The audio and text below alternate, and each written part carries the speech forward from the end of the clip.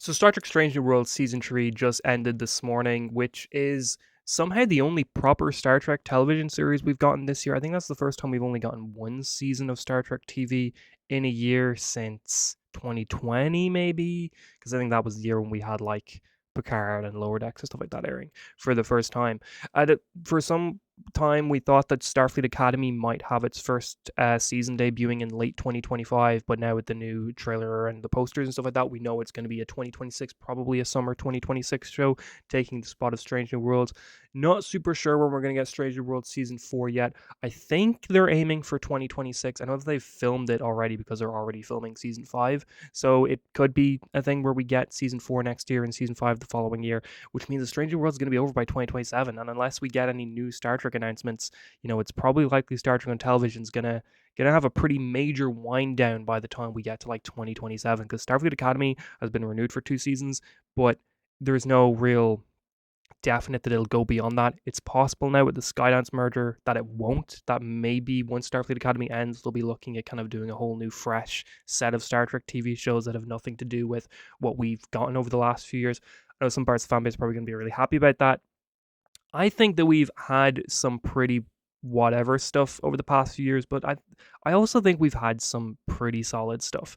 And Star Trek Stranger Worlds Season 3 definitely feels like there's been a major switch up online among the fans of Star Trek and among just television watchers in general. It doesn't feel like Season 3 got a lot of the love or even a lot of the attention that the first 2 seasons did. Like, I'm a huge fan of the first 2 seasons. I think that they're far and away some of the best Trek of the new Trek we've gotten.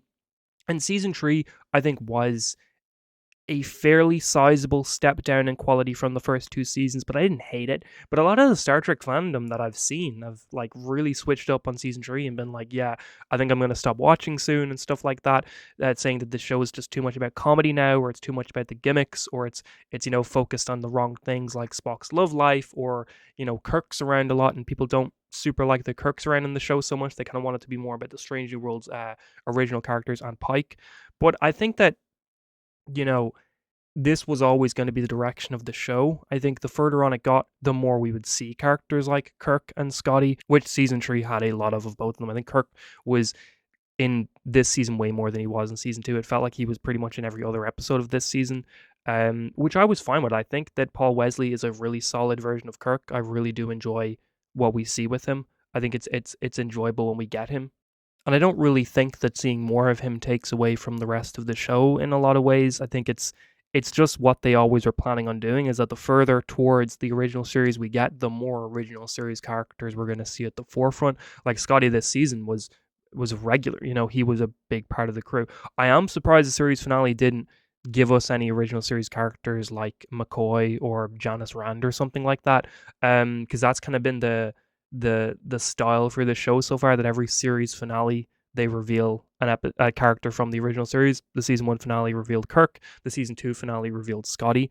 I thought that was going to be another thing this season where you might get like a McCoy or something like that. Then next season, I don't know. I know Sulu and Chekov aren't supposed to be on board the Enterprise at all until much later after this point. I think like 2 or 3 years after where we currently are in Strange New Worlds.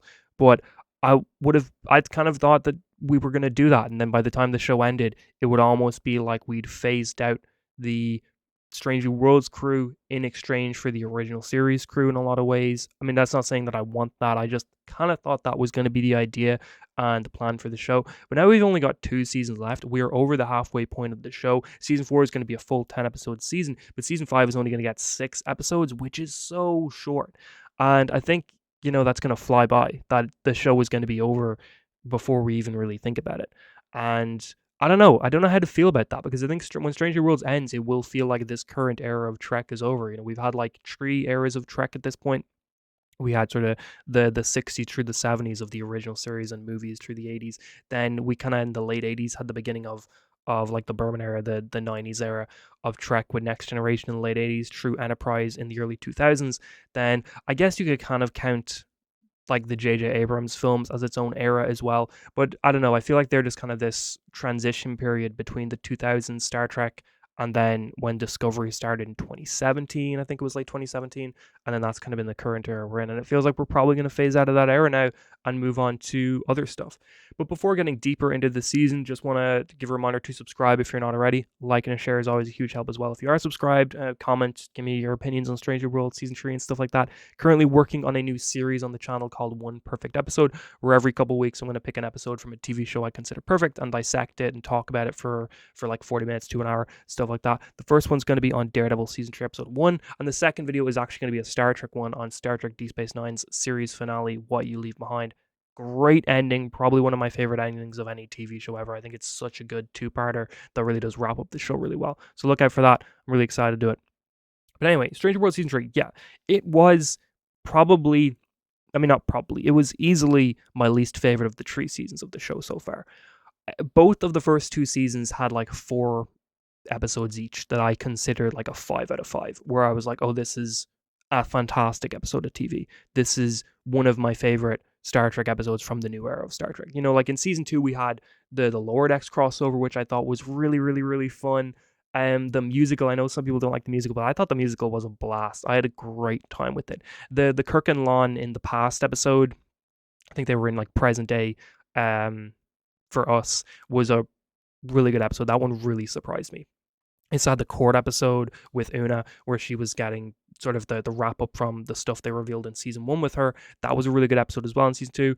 In season 1, I loved the finale. I thought the throwback to Balance of Terror was really, really, really enjoyable. And there were the first episode I think is great as well. But then in season 3, the only episode that I personally considered on par with any of the best episodes from seasons 1 and 2 was episode 6 of this season, which was the episode where the Farragut comes in and then Kirk has to take command of the Farragut. I thought that was a great episode, a really, really, really, really, really well done episode. And that was the only one that I would put on the level of the best of what this show has been so far.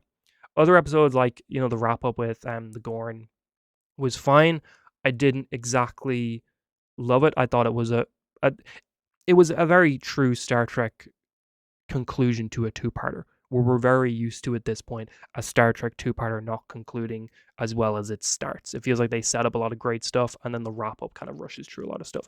That's what I felt about the premiere of this season, that it kind of just wrapped up things pretty quickly. Other than that, we had the episode with Erica on the planet with the Gorn character that tied into Arena from the original series. I thought that episode was very Star Trek. It reminded me of like so many episodes from, I know, like we had Dawn and Enterprise. We had a couple like that in DS9 where somebody would get stuck in a planet and have to be alongside an alien or whatever. Like we had Waltz with Cisco and Gul Dukat, which felt very reminiscent of that in DS9. And we had some stuff like that in Next Generation as well. In some ways felt like Darmok, where Picard has to communicate with this alien that he doesn't understand and stuff like that. And then Gravity and Voyager also had a very similar premise from season 5 of that show. Like it felt very Star Trek in a lot of ways, of like a plot we've seen quite often. And I kind of can see it from the writer's point of view, where they wanted to do a sort of homage to a trope, I guess, that Star Trek does quite often. And tying it back to Arena was really cool. Me personally, I thought it was a fine episode. I thought it was good to kind of get more with Erica, but because we only have 10 episodes of Stranger Worlds every season, I don't know if I loved us just doing a very traditional Star Trek plot that we've seen done in other shows, when in my opinion, the other shows kind of did it better. Like, you know, I think the other shows' episodes were stronger than this one in a lot of ways. So that, I don't know, I personally would have maybe given Erica a different episode and not done what they did here, but it's fine. Other episodes, we had the documentary episode, which a lot of shows have done that. Battlestar Galactica did Final Cut in season 2, which was an episode like that, where like the framing of the episode is that it's like a fake documentary in universe. One of my favorite episodes of Arrow was a documentary episode called Emerald Archer, and I was surprised to see that a lot of people weren't biggest fans of this episode. They thought it didn't have a lot to say, and it felt a little muddled, and it felt like it came out of not nowhere, but it felt like it just, it put a lot of ideas there at the beginning of the episode and didn't exactly follow through them by the end of the episode. That it felt like it didn't answer a lot of its own questions, and that it was kind of, I don't know, a little bit of a patronizing episode where it felt like it was talking down to the audience a little bit. I enjoyed it just for the framing and just for the uniqueness of it. I thought that was really fun. But I agree that maybe the answers that they put forth at the beginning of the episode should have came around and been a bigger part of the conclusion to the episode. And it felt like a very sort of relevant episode today as well, with the main core of the plot being about one alien species who's sort of subjugating another alien species. That feels kind of relevant for today for a lot of reasons. But I enjoyed it. I did, and I think that's kind of what I can say about a lot of this season is that I really heavily enjoyed most episodes. I just don't think any really blew me away other than the Kirk episode in the way that a lot of the other episodes from other shows did. We also had the second episode, which was the wedding episode, and then that brought in like Q and stuff like that. That was really fun. I did really enjoy that. I thought Reese Darby was a great uh, person to play what we believe to be Trelane. I thought that was a really fun idea. Other episodes we had was like the 1960s television episode on the holodeck, which was a throwback obviously to like the Next Generation holodeck and Misfit episodes and the Voyager episodes with the holodeck. I really enjoyed that as well. I thought seeing Pike play what I guess is supposed to be a version of Gene Roddenberry in a sense was fun and interesting. But I saw a lot of people not super happy with that episode and feeling like there needs to be more sort of sci-fi relevant episodes and more episodes about new life, new civilizations, stuff like that, unless these gimmicky episodes, especially when we only have 10 episodes a season. I can completely understand that complaint of being like, if we only have 10 episodes, why are we doing things like a wedding episode? Or why are we doing things like a holodeck episode when we could be using those episodes to really expand the Star Trek universe and really do a lot of really cool, unique sci fi elements in a way that Star Trek is very, very, you know, traditional with doing. I completely understand a lot of those complaints and those reasons. And for the finale, I thought it was probably not one of the stronger episodes of the season, but I thought it was a solid episode. I am happy that it wasn't a cliffhanger two-parter, the same with season 2. I thought that works sometimes, but I don't love when every single season of a TV show ends with a cliffhanger or with the beginning of a two-parter. I think it's good to do that, like maybe every second season or something like that. Like season 2, doing it was fine. I wouldn't mind seeing it again in season 4, but I'm happy that season 3's finale felt far more like a wrap-up of the current storylines and the current arcs, and now we can start season 4 pretty fresh, not having to deal with what we established last season and stuff like that. One thing that was really strange to me was so M83, they're this band that I'm quite a fan of. They were used in the series finale of Mr. Robot. I think it was Outro was the song that was used in that series finale. It's a great bit of music. Midnight City is used on ads over here for cars all the time, and I love that song as well. Oblivion by them was part of the Oblivion Tom Cruise film soundtrack. I think that they're really great, and they also helped out Daft Punk with some of the remixes for Tron Legacy, which was really fun. I really do like them as music group. And Wait was the song that was used as the montage when Pike's doing his monologue about, losing somebody you love and not getting to say goodbye properly and stuff like that.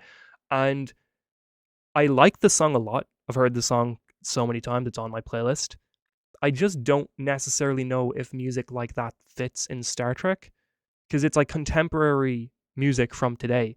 And I don't know, I'm not used to seeing that in Star Trek. And maybe it's because, you know, I was born in the late 90s, like very late 90s, like 98. So when I was watching Star Trek Voyager and Star Trek Deep Space Nine and Star Trek Next Generation for the first time, it was the mid to late 2000s. I was growing up with those shows, but they had already been out for like 10 years by the time I was watching them. And it never felt like Star Trek was a franchise that used a lot of contemporary music.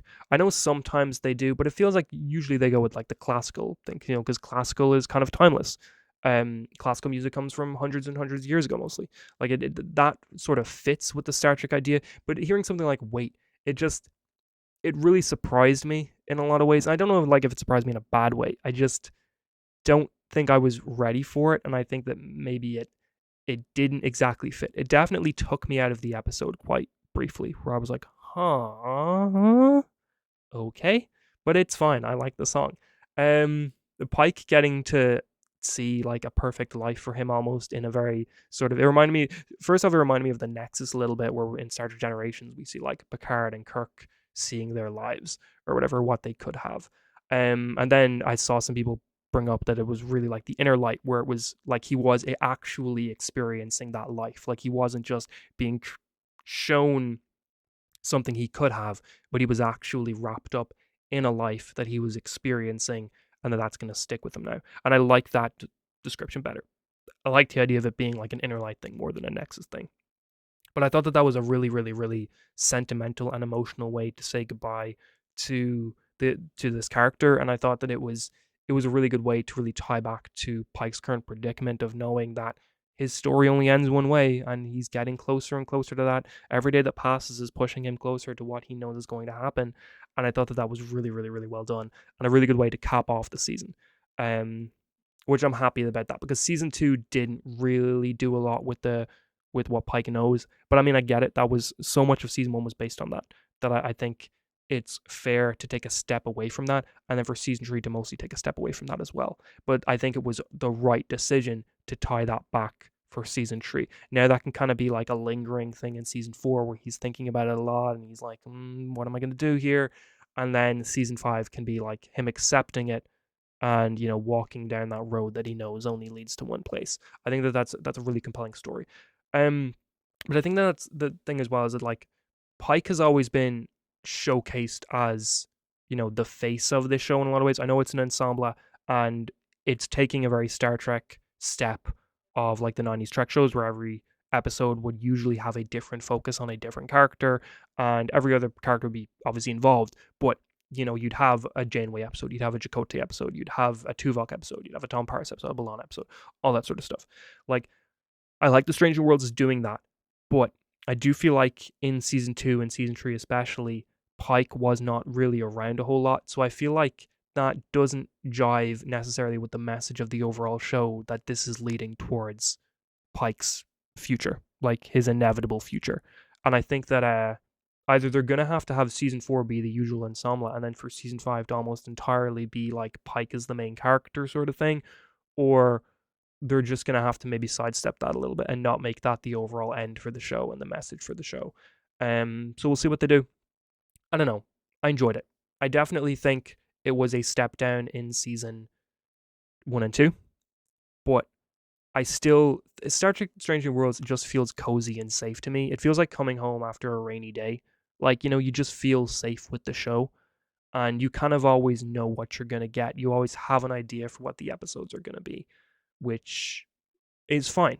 It's nice to have shows like that. But I think, yeah, I would probably be in agreement with a lot of the fandom that I would like them to take a step back from the kind of stories they've been telling this season and last season and maybe start trying to do something different, something that's not just gimmicks, something that's not picking a movie trope and putting that in an episode. Like we had the zombie episode this season, the holodeck episode was kind of a murder mystery one. It does feel like they're kind of going through different movie genres and they're trying to hit all of these movie staples and movie genres before the show ends. But I would kind of like maybe for them to step away from that and just be the best Trek they can be without relying on other things and without trying to homage things. I think the show really needs to stand on its own, and I hope in season 4 and season 5 it can do that.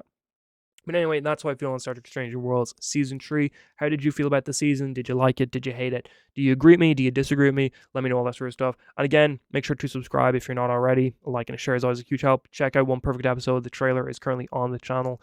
And thank you so much for watching, and have a great day.